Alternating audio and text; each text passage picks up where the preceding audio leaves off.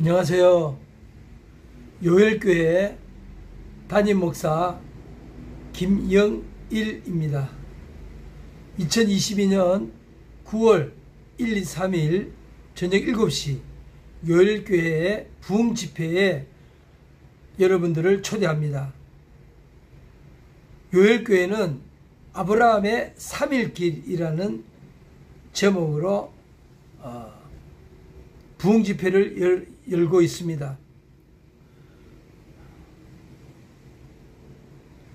교회는 세 가지 영역이 있습니다. 첫째는 가정교회입니다. 갈라디아서 6장 10절에 보면은 그러므로 우리는 기회 있는 대로 모든 이에게 착한 일을 하되 더욱 믿음의 가정에게 할지니라, 이렇게 말하고 있습니다. 가정교회를 말합니다. 초대교회는 많은 가정교회들이 있었습니다. 그래서 가정교회가 연합해서 지역교회를 이루었습니다. 그러므로 첫째가 가정교회입니다. 여러분의 가정을 교회로 일으키시는 복을 받으시길 바랍니다. 둘째는 지역교회입니다. 사도행전 11장 2절에 보면은 예루살렘 교회가 이 사람들의 소문을 듣고 바나바를 안디옥까지 보내었다. 즉 예루살렘 교회. 예루살렘에 있는 많은 가정교회가 연합하죠. 그렇게 해서 예루살렘 교회를 이루었습니다. 13장 사도행전 13장 1절에 보면은 안디옥 교회에 선지자들과 교사들이 있었다, 이렇게 되어 있습니다. 안디옥 교회, 즉 안디옥이라는 지역교회를 말합니다. 지역교회는 많은 가정들이 예수님 믿고 돌아와서 지역을 이루는 거죠. 네. 세 번째는 국가교회입니다. 하나님은 나라의 통치자들이 복음을 듣고 복음으로 구원받고 복음으로 나라를 다스림으로 가정교회와 지역교회가 평안하기를 원하십니다. 그래서 하나님은 바울을 통해서 계속해서 로마의 통치자들을 전도하는 기회를 마련해 주셨습니다. 그래서 바울은 결국은 로마 황제 가이사 앞에서까지 복음을 전하게 되었습니다. 베드로를 통해서 로마 군인이었던 백부장을 전도한 것도 마찬가지입니다.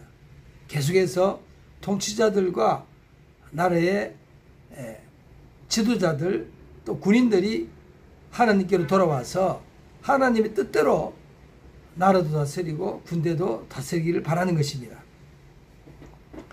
그래서 바울은 젊은 목회자 디모데에게 디모데전서 2장 2절에 보면은 임금들과 높은 지위에 있는 모든 사람을 위해서 간구와 기도와 도고와 감사를 하라고 말하고 있습니다.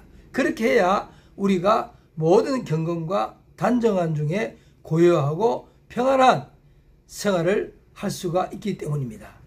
3절에 보면은 이것이 우리 구주 하나님 앞에서 선하고 받으실 만한 것이니, 또 4절에 보면은 하나님은 모든 사람이 구원을 받으며 진리를 아는데 이르기를 원하신다, 이렇게 말씀하고 있습니다. 그러므로 하나님의 뜻은 가정이 복음화되고, 그렇게 해서 가정을 새롭게 일으키고 지역사회가 복음화되고 지역사회를 새롭게 일으키고 나라가 복음화되어서 새로운 나라를 만들기를 원하시는 것입니다. 그래서 교회의 영향력과 역할은 가정과 지역과 나라에 온전하게 이루어지도록 교회 역할이 드러나는 것입니다. 9월 1, 2, 3일 목금토일입니다. 9월 1, 2, 3일 목금토 저녁 7시 요엘교회로 오십시오. 요엘교회 부흥집회에 초대합니다. 부흥이란 갈등과 방황이 끝나고 하나님의 자녀로서 하나님의 축복 가운데 사는 삶을 말합니다. 하나님의 축복된 삶을 살게 되면은 가정이 복음화되고 가정이 일어나고 지역사회가 복음화되고 지역이 일어나고 나라가 복음화되고 나라가 하나님의 뜻을 따라서 하나님 사랑, 이웃 사랑하는 그와 같은 복지국가, 정신문명이 발달하고 물질문명이 따라가는 이와 같은 세계적인 나라를 일으킬 수가 있는 것입니다. 요엘교회로 오십시오. 요엘교회로 여러분을 초대합니다.